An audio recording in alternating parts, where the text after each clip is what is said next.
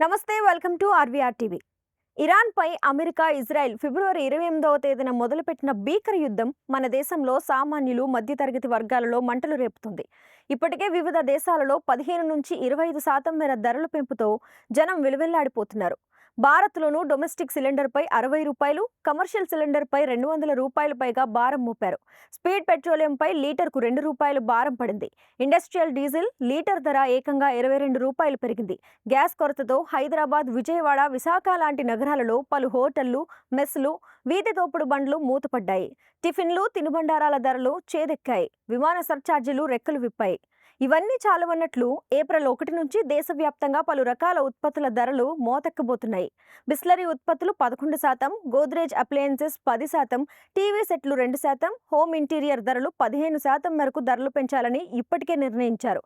ఈ ఏడాది ఆరంభం నుంచి రూపాయి విలువ డాలర్ మార్కంలో 386 పైసలు తగ్గిపోయింది. అంటే ఆ మేరకు దేశ దిగుమతుల బిల్లు పెరిగిపోతుందన్నమాట. ఆ భారమంతా మోయాల్సింది సామాన్య జనమే. ఇక సామాన్యుడి నుంచి సంపన్నుడి వరకు తప్పనిసరిగా వాడే ఎఫ్ఎంసీజీ ఉత్పత్తుల ధరలు కూడా పెరిగిపోతున్నాయి.